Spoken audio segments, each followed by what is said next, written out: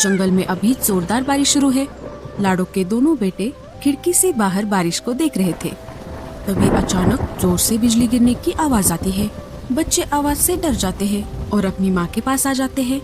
डरो मत बच्चों, मैं हूँ ना तुम्हारे साथ। माँ, ये इतनी जोर से आसमान में क्या चमक रहा था और उसकी आवाज भी कितनी ज्यादा तेज थी। बच्चों, वो बिजली गिरने की आवाज थी। जब आसमान में बादल जोर से एक दूसरे से टकराते हैं तब ऐसी आवाजें आती है। अच्छा, ऐसी बात है। लेकिन माँ, हमें इस आवाज से बहुत डर लग रहा है। डरो मत बच्चों, इससे हमें कुछ भी नहीं होगा। बस तुम बाहर मत जाना। माँ, पापा कब आएंगे? अरे बच्चों, पापा हमारे लिए अनाज लाने के लिए बाहर गए हैं। वो आते ही होंगे, तुम चिंता मत करो। अजी, आप कहाँ पर हो? बहुत देर हो गई है, आप अभी तक घर नहीं आए। लाडो अपने बच्चों को जैसे तैसे करके समझा रही थी। 2 दिन से लगातार तेज बारिश शुरू है। पता नहीं ये बारिश कब रुकेगी। मैंने घर में जो अनाज जमा करके रखा है अब वो भी खत्म हो रहा है। जब बारिश रुक जाएगी तभी मैं बाहर अनाज लाने के लिए जा पाऊंगी। लाडो मन ही मन सोच विचार करने लगी। तभी लाडो चिड़िया की नजर घोंसले की छत की तरफ जाती है। उसने देखा कि छत से पानी टपक रहा है। अरे, कल रात तक ये छत से पानी तो नहीं टपक रहा था। लगता है तेज बारिश की वजह से ऐसा हो रहा है। लाडो छत की तरफ देख ही रही थी। तभी अचानक घोंसले की आधी छत नीचे गिर जाती है। छत के गिरते ही बारिश का सारा पानी सीधे घोंसले में जमा होने लगता है। लाडो 1 सेकंड का भी वक्त न गवाते हुए बच्चों को लेकर घोंसले से बाहर आ जाती है। जैसे ही लाडो चिड़िया अपने बच्चों को लेकर घोंसले से बाहर आ जाती है वैसे ही घोंसला नीचे धड़ाम से गिर जाता है। अरे बाप रे, अब मैं क्या करूं? इतनी तेज बारिश में मैं मेरे बच्चों को लेकर कहां पर जाऊं? रानो, बुलबुल और मीनू मौसी अपने अपने घोंसले की खिड़की से लाडो को देख रहे थे, लेकिन कोई भी उसकी मदद करने के लिए बाहर नहीं आया। कालू का भी घोंसला पास में ही था। अरे, ये कैसी आवाज थी?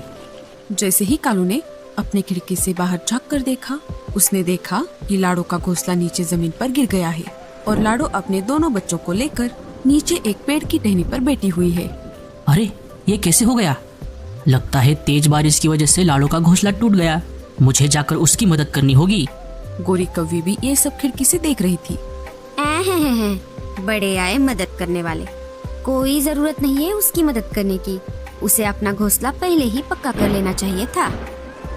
कोरी, तुम ऐसा कैसे बोल सकती हो? बारिश तो कभी भी आ सकती है, वो हमारे हाथ में नहीं है। कभी भी किसी के भी साथ ऐसा हो सकता है, हमारे साथ भी। क्या तुम्हें याद है जब हमारा घर नहीं था और तेज बारिश हो रही थी, हम लाडो से मदद मांगने के लिए उसके घर गए थे। लाडो, अरे ओ लाडो, दरवाजा खोलो, हम मुसीबत में हैं। कौन है? अरे मैं हूँ, कालू। अरे कालू भैया, आप यहाँ पर कैसे? लाडो, बाहर बहुत तेज बारिश हो रही है। हमारे घोंसले में बहुत पानी आ रहा है। क्या तुम बारिश रुकने तक हमें तुम्हारे घर में पनाह दोगी? हाँ कालू भैया, अंदर आइए। तब तो तुम बिना सोच विचार किए अंदर चली गई थी और तब तो तुमने कुछ भी नहीं कहा। आज जब हमें उसकी मदद करने का मौका मिल रहा है तो तुम मुझे मना कर रही हो। हटो, मुझे जाने दो। हाँ, मेरी तो कोई सुनता भी नहीं। उसे अंदर लेकर इस घर को भी आप गिरा दोगे। कालू बाहर जाने के लिए घोंसले का दरवाजा खोलने लगता है, लेकिन दरवाजा नहीं खुलता। अरे, ये दरवाजा क्यों नहीं खुल रहा? शायद बारिश के कारण ये फूलकर जाम हो गया है। अब मेरा मुंह क्या देख रही हो? दरवाजा खोलने में मेरी मदद करो। ओए माँ, मर गई रे। मेरे हाथ पैर तो बहुत दर्द कर रहे हैं।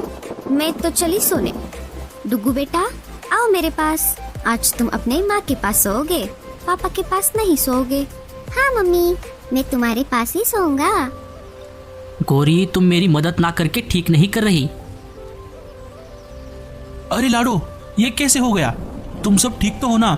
क्या बताऊँ बल्लू जी, हमने इतना अच्छा और पक्का घोंसला बनाया था, लेकिन पता नहीं ये कैसे टूट गया। जब घोंसले की आधी छत गिर गई तभी मैं बच्चों को लेकर बाहर आ गई और थोड़ी ही देर में पूरा घोंसला नीचे गिर गया। तुम चिंता मत करो लाडो, अब मैं आ गया हूँ ना। बारिश रुकने तक हम किसी से मदद मांग लेते हैं। लाडो और उसका परिवार मदद मांगने के लिए पहले बुलबुल चिड़िया के घोंसले के बाहर आ जाते हैं। लाडो घर का दरवाजा खटखटाती है। बुलबुल, अरे ओ बुलबुल, जल्दी से दरवाजा खोलो।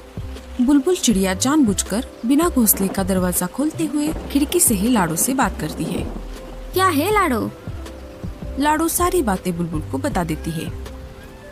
मुझे माफ कर दो लाडो, मैं तुम्हें घोंसले के अंदर आने देती, लेकिन वो क्या है ना, इनकी तबीयत खराब है। अगर मैंने तुम सबको अंदर ले लिया तो इनकी बीमारी तुम सबको लग जाएगी, इसीलिए तुम कोई और घर देख लो। तुम एक काम क्यों नहीं करती, तुम रानो चिड़िया के घर चली जाओ, वो तुम्हारी जरूर मदद करेगी। ठीक है। लाडो और उसका परिवार वहाँ से निकलकर रानो के घोंसले के पास आ जाते हैं। रानो भी बीमारी का झूठा बहाना बनाकर लाडो को मीनू मौसी के यहाँ पर जाने के लिए कहती है। बेचारा लाडो का परिवार बारिश में भीगते हुए मीनू मौसी के घोंसले के पास आ जाते हैं। लाडो दरवाजा खटखटाती है, लेकिन मीनू मौसी सुनकर भी अनसुना कर देती है। लाडो बहुत देर तक दरवाजा खटखटाती रही, लेकिन मीनू मौसी ने दरवाजा नहीं खोला। लगता है मौसी सो रही है, उन्हें हमारी आवाज नहीं आ रही। लाडो परेशान हो जाती है। अब हमारी आखिरी उम्मीद कालू भैया है। चलो बच्चों, हम उनके पास चलते हैं। बड़े आए मेरे घर में रहने वाले, अगर मैंने इनको रहने के लिए जगह दे दी तो बारिश रुकने तक और खुद का घोंसला तैयार होने तक ये यहाँ से नहीं हिलेंगे, और ये दो बदमाश बच्चे मेरा पूरा घर खराब कर देंगे। अच्छा हुआ मैंने दरवाजा नहीं खोला। सारे वहाँ से निकलकर कालू के घर के पास आ जाते हैं। कालू जी, जल्दी से दरवाजा खोलिए, हम सब मुसीबत में हैं। अरे बल्लू जी, मैं बहुत देर से दरवाजा खोलने की कोशिश कर रहा हूँ, लेकिन ये नहीं खुल रहा। बारिश की वजह से ये फूल गया है। सोनू मोनू, तुम चिंता मत करो, मैं और पापा है ना तुम्हारे साथ। तुम दोनों एक काम करो, मेरे पंखों के नीचे आ जाओ। गौरी, तुम इतना कठोर कैसे हो सकती हो? ये कोई टाइम है सोने का? बाहर लाडो और उसका परिवार मुसीबत में है, वो भीग रहे हैं, और तुम हो कि कंबल ओढ़कर सो रही हो। उठो और दरवाजा खोलने में मेरी मदद करो। मैं कोई मदद नहीं करने वाली। अगर तुम फिर से मुझे नींद से उठाओगे तो कल सुबह होते ही मैं मेरे मायके चली जाऊंगी। कालू मन ही मन बात कर रहा था। अब मैं क्या करूं? लाडो ने उस समय मेरी मदद की थी, लेकिन अब जब मेरा उसे मदद करने का समय आ गया है तो मैं उसकी मदद नहीं कर पा रहा। तभी अचानक जोर से बिजली गिरने की आवाज आती है और उसके भी घोंसले की छत नीचे गिर जाती है। कालू कौवा घोंसले के बाहर गिर जाता है। गोरी और डुग्गू अंदर फंस जाते हैं। गोरी, डुग्गू। लाडो, बल्लू और सोनू मोनू ये सब देख रहे थे। सोनू मोनू, तुम यहीं पर ही रुको। लाडो और बल्लू जल्दी से कालू के पास आ जाते हैं और फंसे हुए गोरी और डुग्गू को निकालने की कोशिश करते हैं। जैसे तैसे करके वो दोनों को बाहर निकाल लेते हैं। गोरी और डुग्गू को गहरी चोटें आई थी। गोरी को अपने किए पर पछतावा हो रहा था। गोरी रोने लगी। लाडो, मुझे माफ कर दो। जब तुम्हारा घोंसला गिर गया था तब मैं बहुत हंसी थी, शायद इसी वजह से ऊपर वाले ने मुझे यही सजा दे दी। ये सब नजारा देखकर रानो, बुलबुल और मीनू मौसी भी बाहर आ जाती है। लाडो, हमें भी माफ कर दो। तुम सब बारिश रुकने तक मेरे घोंसले में रहने के लिए आ जाओ।